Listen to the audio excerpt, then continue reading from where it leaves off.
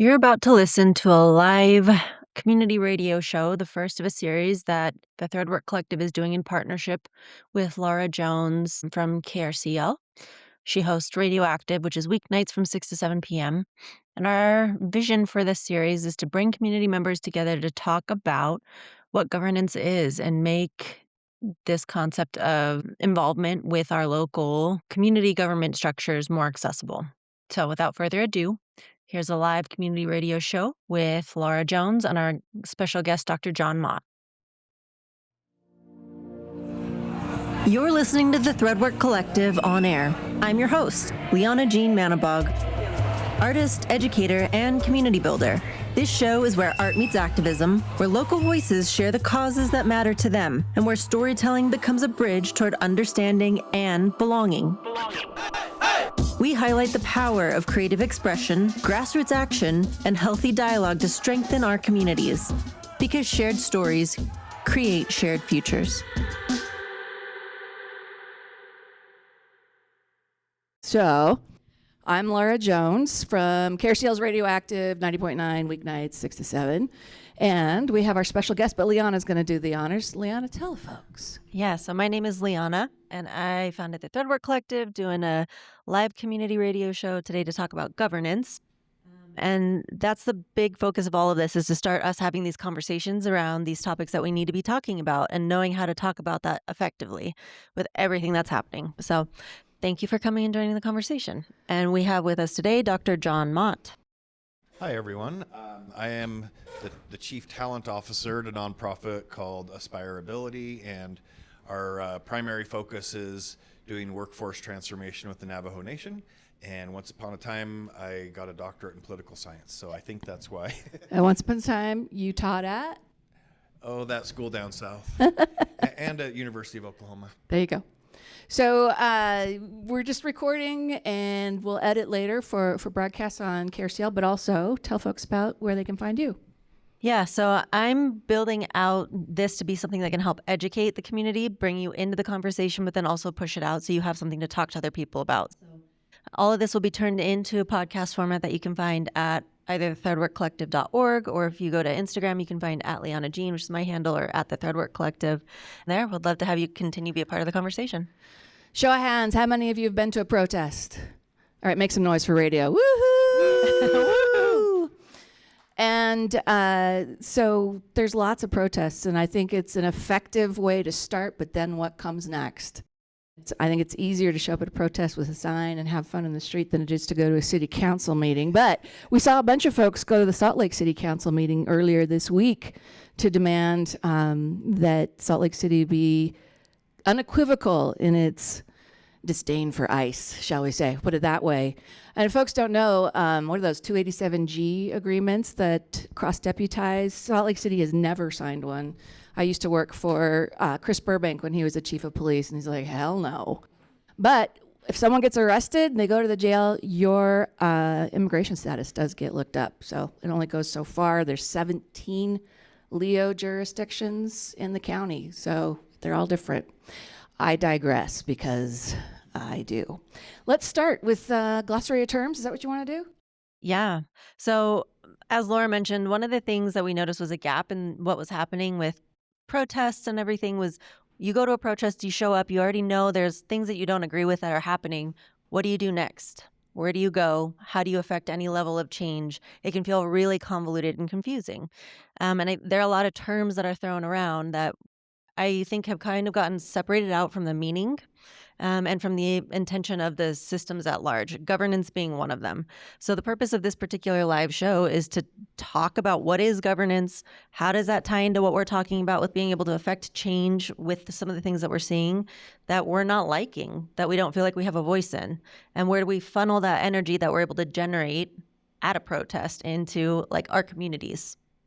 So yeah, I think probably starting with high level, what is governance? What is the concept? What does it mean directly? But then also, how is that actually applied in a way that matters to us in our day-to-day lives as individuals?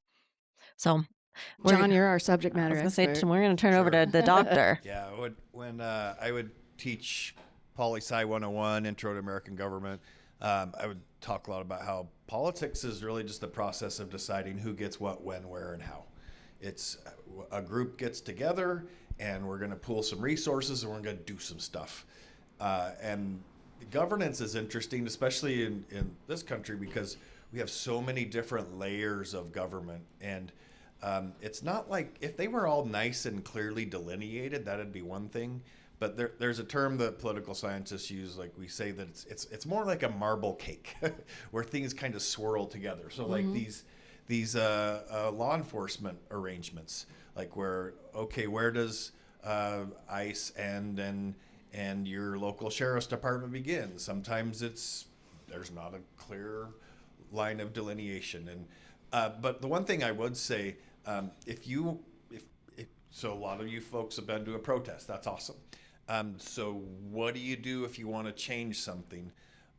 I would always say that, if you want to change what the President of the United States is doing or the Supreme Court, that's a tough one for an individual to have to push a lever on, because off the top of my head, how many people are in the United States? 350 million.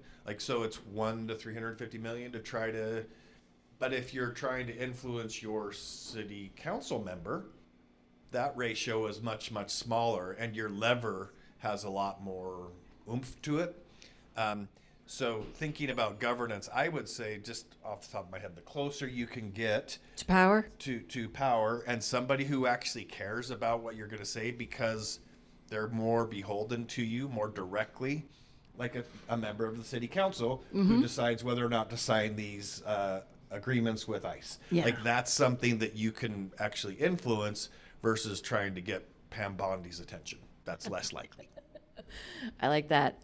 How many of you live in Salt Lake? Show of hands. Okay, so if you're in Salt Lake City proper, all right. Even if you're in the county, there are things called community councils or advisory boards. Find the one that's relevant to you and start going, because that's where power starts to percolate up. City council people in Salt Lake are supposed to pay attention and go to these meetings. There's more than a dozen in the city. So there's the ballpark community council, et cetera. And that's where you can start pulling power to you by making noise there. But how many people know how to access that? Websites, saltlakecity.gov, or Google community councils. It's really easy to get on one, because how many of you have ever served on one? You actually have to get elected. Nobody wants those posts, so it's really easy. And that's how you start climbing the ladder. I've seen since the 80s, when I started, as an adult working, and I wrote for a business paper, that a lot of folks would start there, and then they'd end up on the planning commission, then the city council, then the county, and then state house.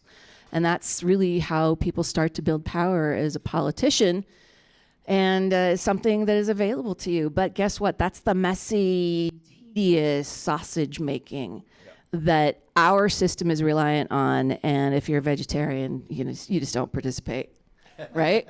Okay. Well, you can have vegetarian sausage, right? You can. Yeah. You can. A lot more spice in that. So, yeah. Another thing, how many of you understand the caucus convention system in Utah? It's coming up, right? I mean, it's actually a pretty cool system, but it's a little bit opaque. But every neighborhood will have a caucus, and there will be caucuses for each party, and you can go to the caucus, and if you show up, your chances of getting elected as a delegate are pretty high. If you show up and raise your hand and go, I want to be a delegate, the chances of you actually becoming a delegate. So there's 2 levels of convention. You can be a county level delegate, or you can be a state delegate. And the delegates actually get to choose the nominees for offices at the county or state level. And that's a lot of leverage. I've been a delegate before, and you get just overwhelmed with messages from the candidates, which can be overwhelming, but it's actually a really high leverage position to be in. At the same time, though, candidates that are smart, they recruit delegates or their folks to go and become a delegate at the caucus, whatever level it is. So already, politicians choosing their voters to a certain Right. extent. And so many folks think of it as a game, but it's like a blood sport game. And that's something that I feel challenged to figure a way around, because it's my team wins, yours loses, and we govern just for hours. I feel like that's where we are. Completely. And it's become really, really partisan. I mean, we have lots of critiques on the two-party system, right? And how that is and isn't supposed to be working. And I think even just what we just talked about right now, there are so many different meetings you can go to and ways you can plug in that it can feel, again, really overwhelming. So question for you, John, is governance originally was tied into this concept of community and living and working together in a space of community. Where did that disconnect start to play out? And how do we start to think about governance in a way that doesn't feel so daunting and lost in bureaucracy? If you look around, you might be able to find some books by John Locke or Hobbes or Rousseau in here.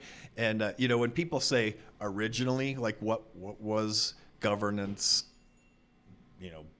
back in the day? Well, there are a lot of political philosophers who wrote about the state of nature. And it's this mythical state where people would just wander around, and we maybe had families, but there wasn't a government. And what happened? What caused things to start to change? Well, it's when somebody took something that was mine, and I went to my neighbor and I said, "Hey, will you help me take that back?" And all of a sudden, you start trying to build a coalition to get what you want versus what other people want. So I don't know if there was ever this mythical time when politics wasn't about power and asserting one decision over another. Sounds like war, you know? So it's interesting because Hobbes, if you're familiar, he said that the state of nature was nasty, mean, brutish, and short, because everybody was their own police force, and you were the one who had to protect your own life, and so on. Rousseau, being the French guy, is like, we might have had community. We might have had the ability to.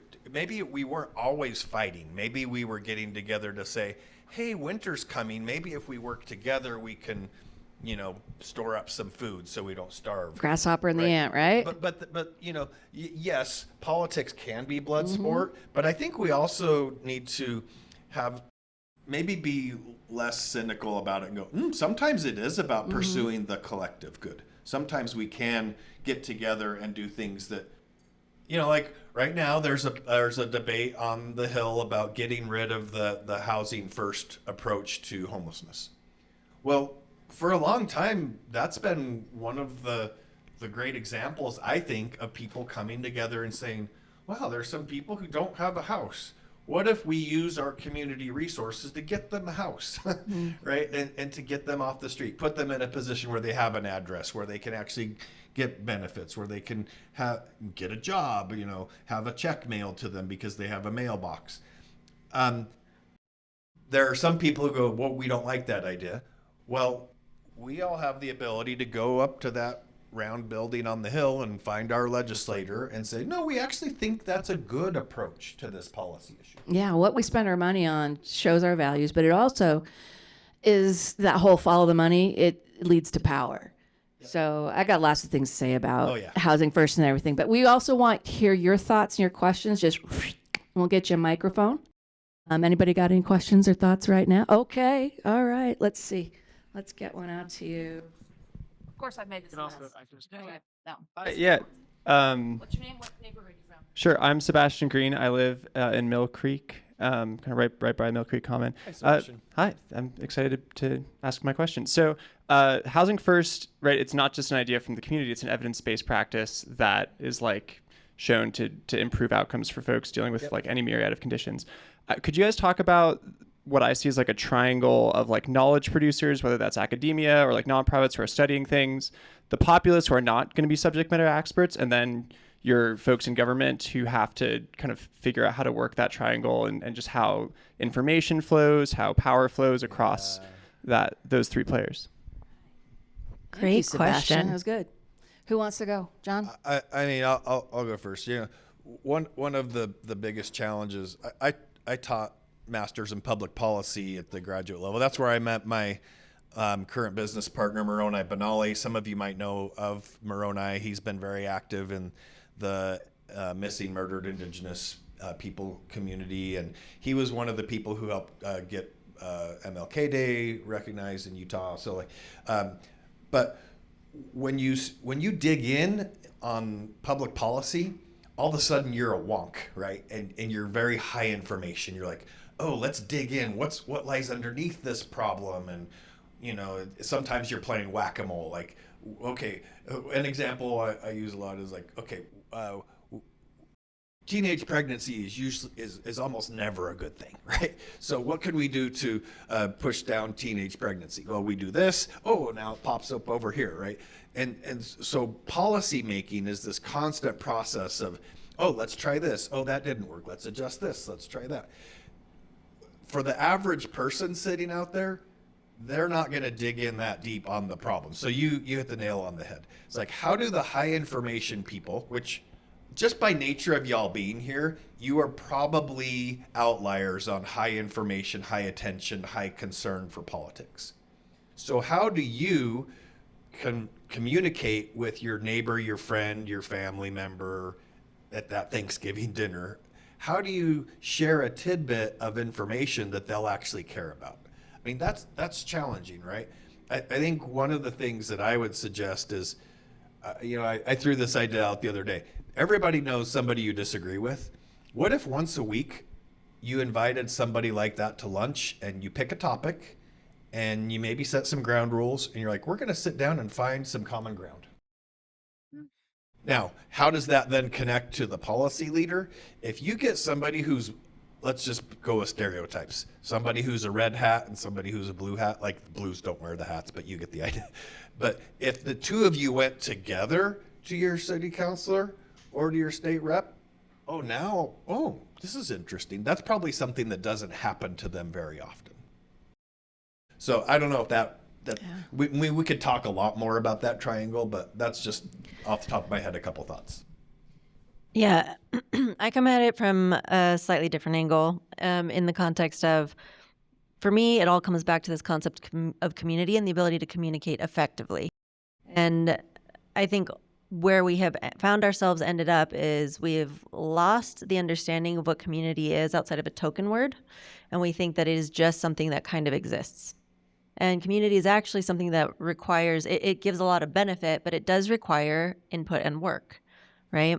And so in that regard, I think we've seen a big siloing into certain camps where you have policymakers, talking amongst themselves because they have to solve the problem. That's their job. But then on the other end of the spectrum, if they get stuck in that echo chamber, they lose touch with the broader community at large. And so then they're not hearing what the day-to-day kind of problem looks like for people because they're not talking to them. And then same thing with, academics or researchers. That's one of the big critiques of academia is that it exists in an ivory tower. And you just spend all of your time in in thought exercises, right? And I think really what we need to start seeing is overlap of these different communities and a remembrance of the fact that we are multifaceted. Policymakers also live day-to-day lives, as do academics. Everybody studies things on some level and is understanding how to plug back in community, the roles that we have volunteered to take or have, been asked to step into. And it does require effort and work. The other problem that I see that plugs in with that is because things have become so divided and partisan, is that people largely don't feel comfortable talking about these issues anymore. Because it ends up in a fight. And so then we just continue to widen the chasm between all of these groups, because if you're a policymaker, you don't really want to talk to anybody who's not in that group with you thinking about it because you're worried that you're going to end up lambasted, right? And so how do we bring that down? How do we bring people together? How do we teach the skills of community and effective dialogue? And I think that's where we can start to see change. And there are different, in my opinion, different factors that go into that we can expound on later. And that's some of the work that I think is incumbent upon us to do now, which is how do we learn how to be uncomfortable? How do we learn how to have our ideas challenged? How do we learn how to ask good questions that are rooted in a space of curiosity? Because questions can be weaponized just like anything else. But if the intent behind a question is actual curiosity, I don't think that that's a bad thing. And sometimes we automatically react to a question that we think is obvious with an element of disdain or anger. And then that just shuts down the conversation altogether. Doesn't help that Annie has a book facing me, Clockwork Orange. Thank you, Annie. I appreciate that reference. I just think we're in such divided times, but has it ever been otherwise? Because we can only judge from where we are, right? One of the things that I'm constantly having to remind myself is that I don't get to control the outcome. I can only control my input. And remembering that in engaging is really hard, and it sounds a little Pollyanna-ish, but then you're castigated for being Pollyanna-ish. So, well, what are you going to be? The cynic? Because I'm a child of the 80s, so cynicism, pessimism, my Lord. Oh my gosh. No, if I would say Ferris had it pretty darn good. But so that's one of the things that I'm trying to remember and trying to be not just open-minded. I'm going to use the touchy-feely word open-hearted, because if I'm expecting shite from the world, I'm going to see it that way, right? So, and that's hard because you do get a lot of that flung at you every day, right?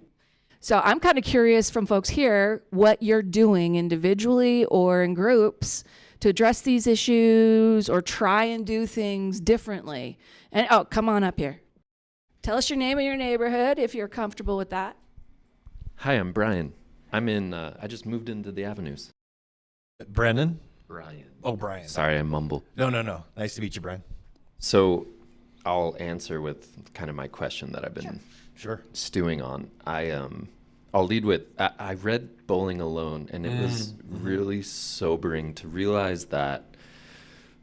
Can you tell people the concept of that just really quick? Sure. If you haven't read Bowling Alone, it's basically a thesis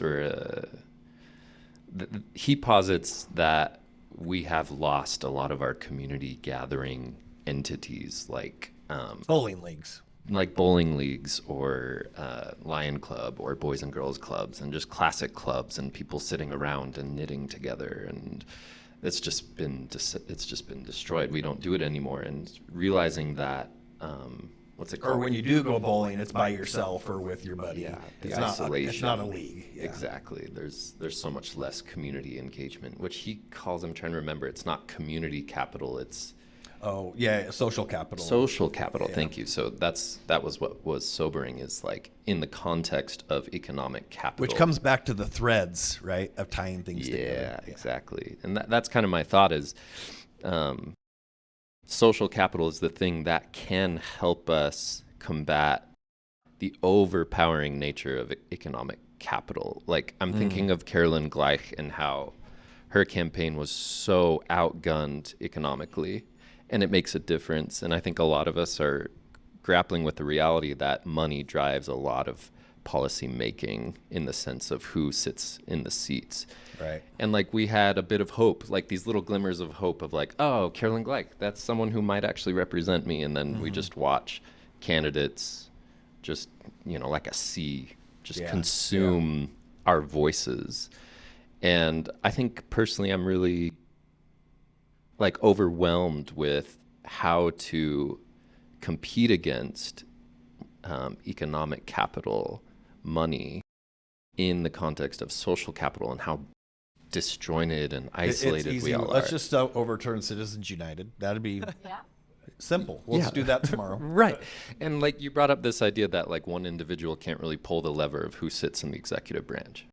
And it's a very overwhelming feeling, I think, for so many of us. And I think the whole point of this conversation is about how we can control our own inputs and we can control what we do locally. It's far too easy to despair. There's a lot of things that make us want to despair. I'm not going to be glib about that. Yeah.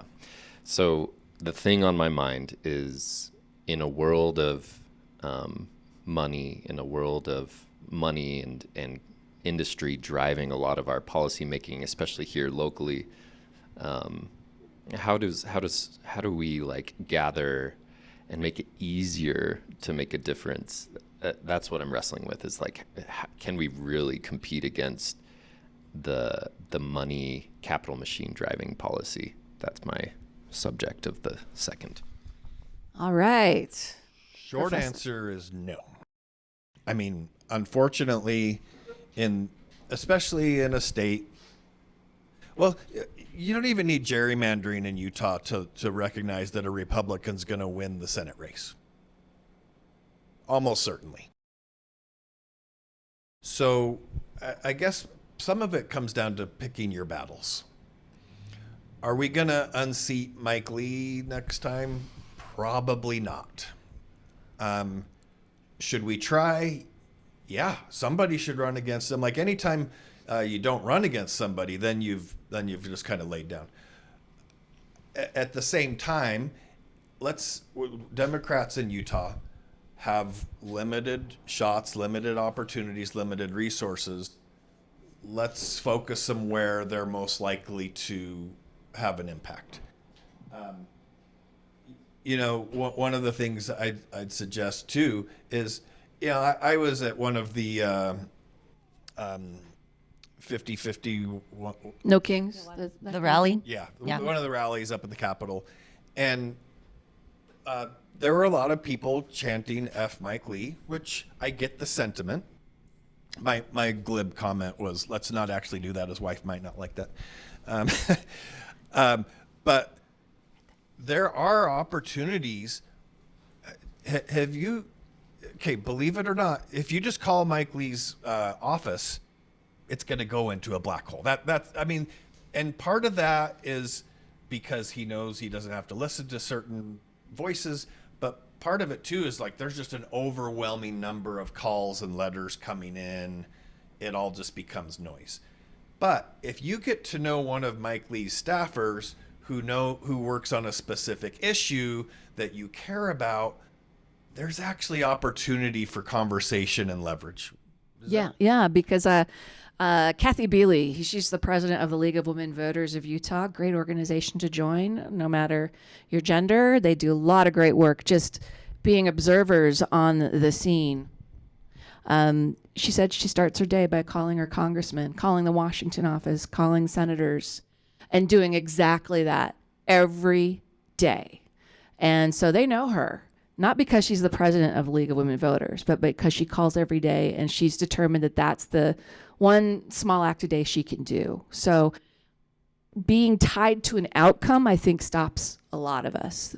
And then we throw up our hands. That we can't change Citizens United. We throw up our hands. Showing up is a huge part of it. And folks who you feel are winning over what you would like to see, they count on us getting, depressed, not showing up or not voting. So just, those one things that you're not going to know the result of what you do. It's like, I can do that. I can call. I can show up at my city council meeting. I can come here and meet a dozen people and go, oh, we think alike. Great. Now, how do we meet some other folks, change some minds, or at least listen? And that's probably going to be one of our next projects, by the way. I think speed dating for unlike-minded people, right?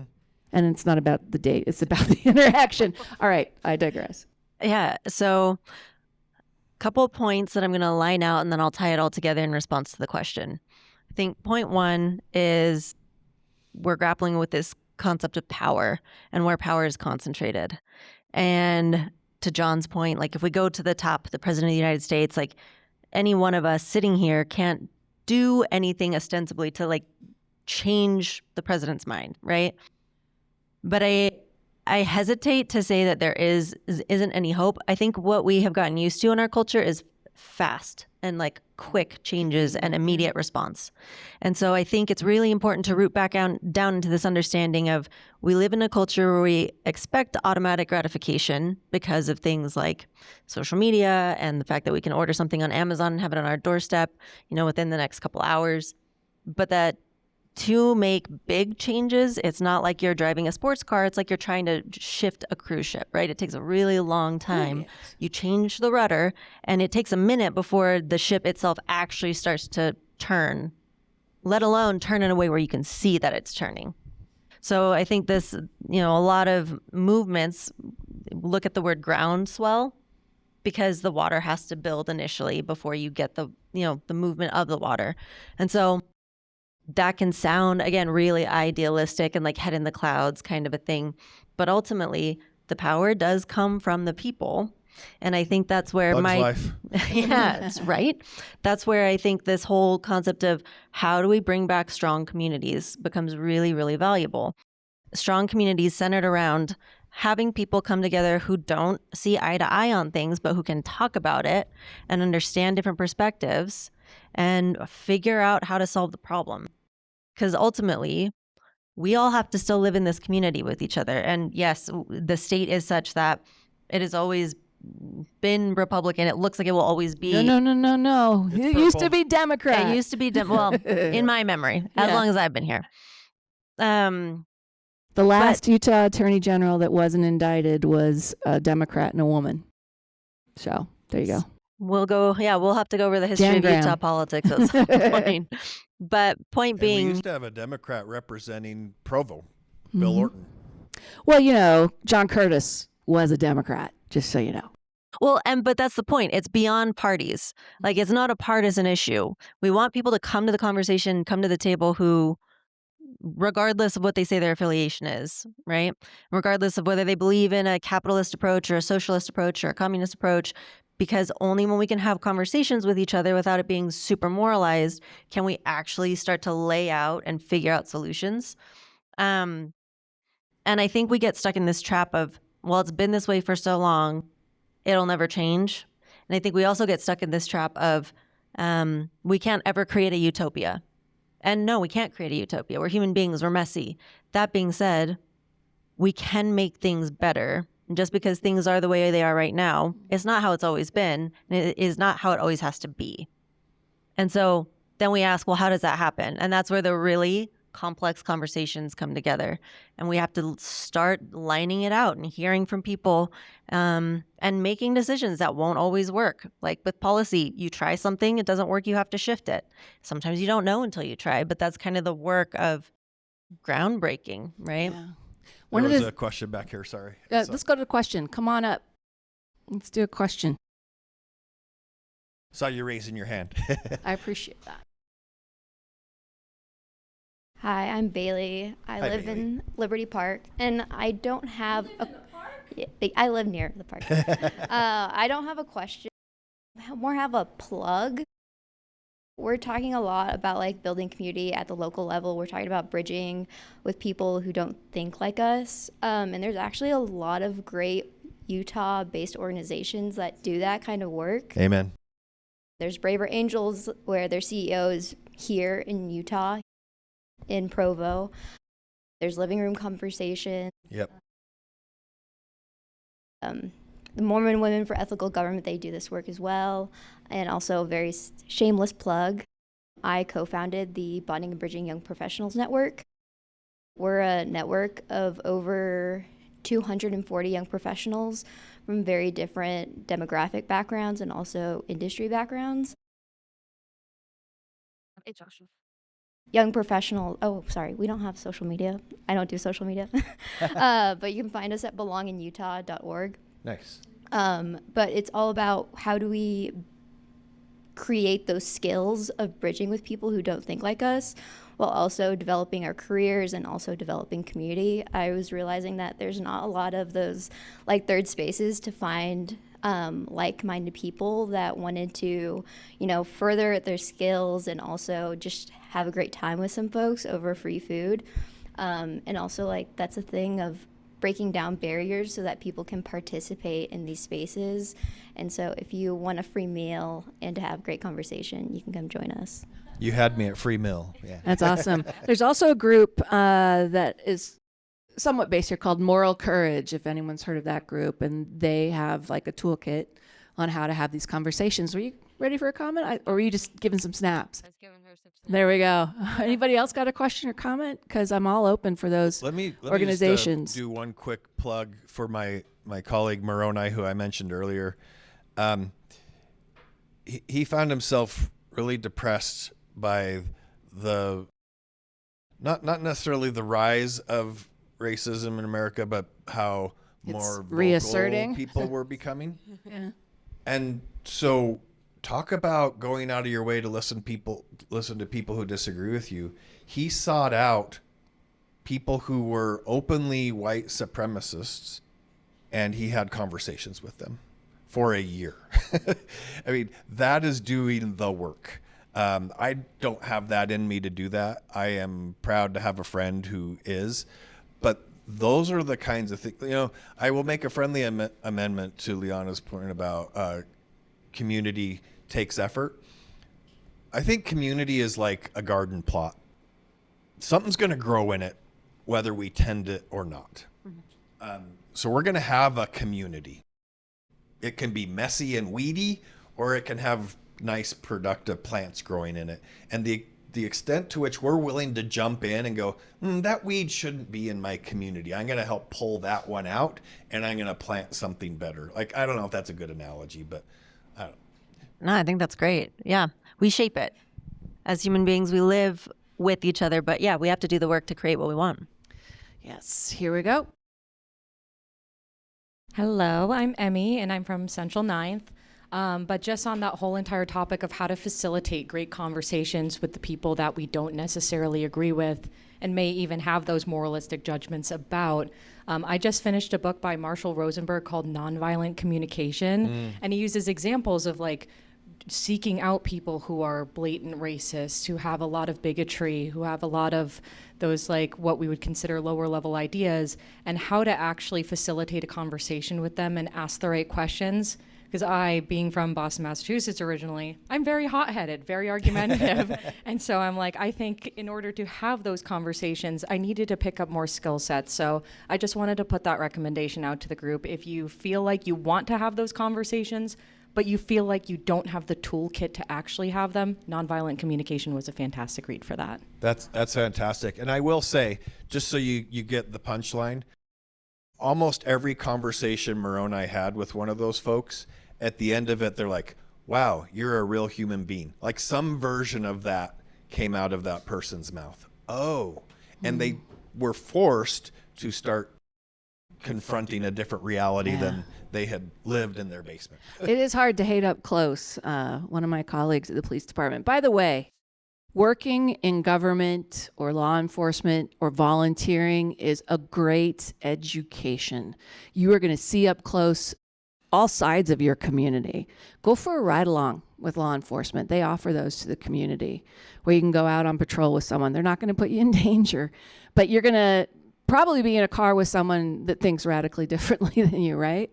But then you're also going to see your community and choose after dark and weekends. I'm just telling you, that's where you're going to see the most action. Yeah, you can't hate up close. I'm not asking you to put yourself in danger. I'm not asking you to, put yourself on a front line. Just being in community is I think, the baseline. There was this community council I came across, and there was a guy had been on it for decades because nobody steps up, right? Known racist, would say horrible racist things because nobody would say anything otherwise because he'd been a seated member of the community council. People start showing up about 10 years ago and getting involved, and he doesn't get elected again. And he was furious because of his views. But then the new folks started taking action, and they still kept him close, and things started to change. So just when you think it's impossible to change something, showing up makes a difference. One of my favorite Lyndon Johnson quotes is, it's better to have somebody inside your tent pissing out than outside pissing in. Yes, that's a good one. That's a good one. But another suggestion, I have a son-in-law who's a guard at the Utah County Jail. If you want something that's maybe a little less scary than a ride-along, go volunteer at the county jail or at the prison. Go talk to some people. Yeah. There's yoga programs that go into the prison. Yeah. And I really love that book recommendation. Marshall Rosenberg. He actually also, if you don't want to read the whole book, there's a video on YouTube that you can find that's a couple hours. It is still pretty long, but a couple hours long that you can watch, and he'll walk you through the process. Hold your finger down, it goes twice as fast. It does. I listen to everything on that, so yeah. Any other book recommendations, podcasts, movies, radio shows? If you haven't heard of Scene on Radio, SCENE, they take a topic and dig deep into it. They have the main investigative reporter checks in with somebody with different skills, maybe even just different viewpoints to like decide where they go next. And there's a really good one on capitalism. So if capitalism has you down, the history of it is fascinating, and that it was inevitable is not the case. But as we're coming out of feudalism into capitalism and perhaps into techno-feudalism, it's a good listen. So Scene on Radio, SCENE, I believe it's season 7.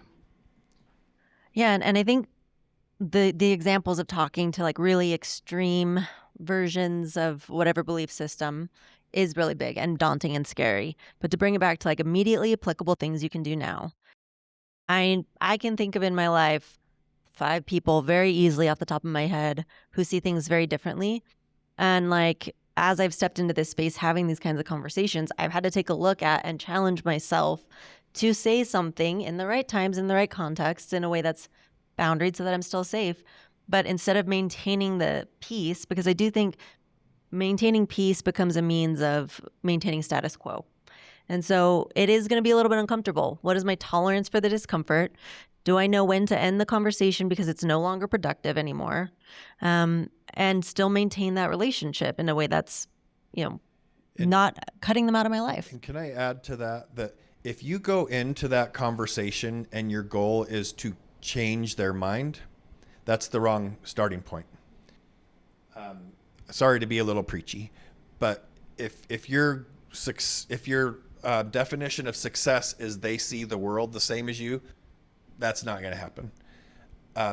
But if you go in curious, I want to understand why they see the world the way they do, that is going to be much more effective at helping them be open to your point of view than saying you're wrong. I think we all know this, but this is probably back to the Rosenberg book, right? Is nonviolent communication is like, I'm right, you're wrong. I'm going to enforce my will on you, whatever my will or my point of view is, even if we think we're righteous, right? But if you go in and say, you're a human, I'm a human, you have a set of experiences and beliefs. Let me understand what those are. Like, why do you believe? Why do you think that? Oh, that's interesting. Can I tell you why I think that? All of a sudden, we're starting to build bridges in community. All right, questions, comments, suggestions. I've got a comment. Since we're on the book topic, Decolonizing Therapy, wonderful read. So I'm Carrie Ann. I'm the founder of Alive Life Coaching.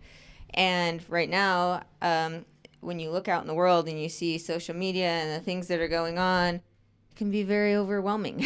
And I really appreciate this conversation because I think so many of us want to make a difference, but we just feel like, yeah, we're one person. What do we even do? Right? And so I wish I could quote the person that I saw this. It was probably a reel or something on social media, but basically the woman was talking and she was like, yeah, when we see that there's so much going on, she's like, think of it as a stream and there's a boat.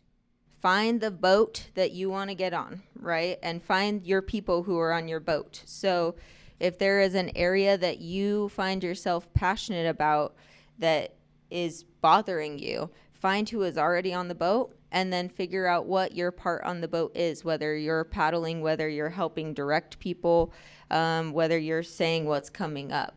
And that can be our little drop in that ocean to get things flowing in the way that we want to see it flowing in the world. And just a reminder to everybody out there that also self-care and taking breaks right now is a important form of protest. And it's not using it as a Band-Aid, right? Like breath work is wonderful, but it cannot be this, and meditation is wonderful, but it cannot be escapism, right? It is a tool to help us stay centered in our life and our reality right now. And then it's important to choose how we engage and protect your mental, physical, and emotional health. Energy, yep. Right? Yeah. Yep. And so that when you are on and you're in the boat and that you're good to paddle. So Yeah, that's my little reminder. One other thing I'd suggest is if you wanted to change the way the majority in the state thinks about abortion, that might be an uphill battle. But if you wanted to find people who think the same way that you do about professional education and helping people get better jobs, you're more likely to find some common ground and actually do some productive things together. And once you build those relationships, then you might be able to talk about harder issues. Just a thought. Yeah, I used to teach a course on persuasive writing, and one of my favorite activities to do during that class was take two individuals in the class who I knew had opposite views on the topic and put them together and teach them how to have a conversation. Because let's say we take the topic of gun control, for example. Somebody who's all about, everyone should be able to buy guns whenever they want versus, the other end of the spectrum being nobody should have any guns whatsoever. If you get down to the very root of what they both care about, the concern is safety to some degree, safety around something, whether it's safety of your freedoms and the ability to protect your family because you can have a gun, or safety of like all the senseless lives lost because of the rampant proliferation of guns everywhere. And so I think that's a really interesting exercise to take any subject that you fundamentally disagree with somebody on. And remember that if we are asking people to see us as human beings, we also have to see them as human beings. As off-putting as a position may be, we don't put ourselves in danger, but we have to restore humanity because we cannot ask somebody to do something that we are not willing to do. So sit there. What is the root thing that you can find as a value that you both agree on, and where can you build from there? That is, I think, a really, really powerful tool. And that is an activity that I saw in class after class do significant work to build bridges. All right, we don't want to take your whole day, so this is your chance to offer any comments, observations on mic that we can take to our respective programs. Who wants to go first? I know somebody's got something burning. Like maybe your suggestion, or hi, I'm Bob and I'm going to do this in the next week. Anybody? All right, come on, Brian. Brian's going to start us off. I realized I didn't really answer your question. One of the determinations that a lot of my friends have been having is each and every one of us, I don't think we realize our spaces that can be held in and of ourselves, and we are kind of like our own governors in our lives. Mm-hmm. So when it comes to governance and holding space, I think waiting for the space to be held for us is not necessarily the right path forward. And like people who are creating the spaces and holding space for even small groups or big groups, I think is the path. That's what we've kind of decided. So it's kind of the scary choice each of us has to make to do what we are meant to do instead of waiting to have it done unto us, right? Yeah, take up your space. Take up your space, offer your space, and hold space. And like, as we hold space and we start gathering like for and with our smaller circles, those small circles will start coming across other circles that are super related, and then they'll fuse. And I think that's what I kind of was getting at with social capital. I think what creates governance are those who choose to govern their own lives, and then like-minded. I think like the echo chambers of extremist societies and groups in America are doing a really good job at gathering. And I think there's a vast majority of people in the middle who are not gathering because, well, of a lot of reasons. And I think we can listen to the echo chambers and recognize they're starting to really gather. Well, even think about just the last presidential election. These numbers won't be exactly right, but let's say if you look at the entire voting age population, about a third voted for Trump, about a third voted for Harris, and about a third stayed home. Yeah. Right? So what about that third That's that a powerful third. That's a potentially powerful third that can actually change the tides. And that's kind of been my wrestle in the conversations we're having, is like realizing we have a responsibility. And by not gathering in the spaces that we could be gathering and fixating on like the paralyzing aspect of fear and what's wrong, that's where we lose. And so that was my suggestion, is just like whatever you're interested in, just start gathering and we'll start finding like-minded. And that's what's so cool about what y'all are doing, because I think every single one in us here should join each other's groups, because I think we have the same Amen. ideas. Birds So of a feather. fly together. Also, my dad raised me fly with the crows, get shot with the crows. So it's all perspective. I would love to work with anybody who wants to come on the show. If you've got a group doing something cool, let us know, and we're happy to record something or shout it out or do a segment on the show. The Bridging Group, let's do some stuff on the radio. Liana. Yeah, so a couple things I like to leave with action items that you can opt into or not. So if you are wanting to build out your skill set, would super recommend the Marshall Rosenberg book as something to start with, or the YouTube video. We will be doing more of these. Would love to have you plug in with the Threadwork Collective, with KRCL, with some of the work that we're doing. You can find us on social media at the Threadwork Collective, or my name at Liana Jean. And then I will also be giving a talk on community is my big thing, if you couldn't tell. But I will be giving a talk at Fisher Brewing on February 11th, talking about this idea of community and how to build effective community, why it is that we end up with these distorted forms of community that I think we're seeing pop up more and more now, because of just what is inherent in human nature to seek that connection and what we can do to address that. So plug in on social media, check out a book, meet somebody here, or come by Fisher Brewing on the 11th, and would love to have you join that conversation as well. John, Aspireability. Tell folks more and how they can get engaged. Yeah, if you're interested in what we're doing in terms of workforce transformation, our work with the Navajo Nation, check us out at aspireability.org. All right. Yes. Come on. I'm sure everyone here is aware, but if you're not aware, the legislative session starts on Tuesday, and anybody can go speak in a committee hearing. If you don't want 9th South to be called Charlie Kirk Boulevard, you can go speak at the committee hearing when that is discussed. I think Elevate Utah does really good social media content about the legislative session. This is probably the last group of people I need to tell to get involved, but just elephant in the room for me, that's coming right around the corner. Yeah, and Trevor Lee has already filed a bill, and he wants to force Salt Lake City to change it to Charlie. Yeah. le.utah.gov, it's your tax dollars at work, and you can sign up to track bills, keywords. You can listen live. You can listen back. And there's video and all of it. So there's just tons of things you can do with that website. But if you're new to going up to the Capitol, get with the League of Women Voters or Stewardship Utah or the ACLU. There are so many groups up there. If you're interested in saving the lake, there's a rally, I think, on the 31st or the 30th up there with the Making Waves Artists Collaborative that's been pestering and hectoring lawmakers for so many years that one time last session or the session before, in a committee hearing, this lawmakers, I don't care how many dancing cranes come at me, clearly under their skin. So, and the last thing for me, I guess, would be to save some time for your neighbors. For 20, 25 years, I lived in a neighborhood that wasn't a neighborhood. I saw more prostitutes and hand-to-hand drug deals than I did neighbors, because it was right on the edge of town, right? I moved literally to the other side of the freeway, maybe 10 blocks away. I'm in a neighborhood that has trick-or-treating at the end of someone's driveway, and we're all sitting out watching the neighborhood. Or we meet up for a summer break, and I've never had that as an adult.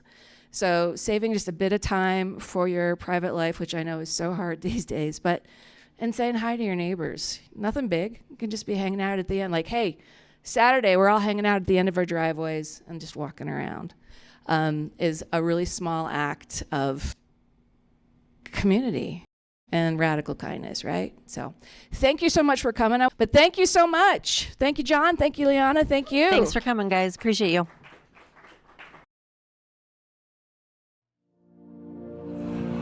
You're listening to the Threadwork Collective on air. I'm your host, Liana Jean Manabog, artist, educator, and community builder. This show is where art meets activism, where local voices share the causes that matter to them, and where storytelling becomes a bridge toward understanding and belonging.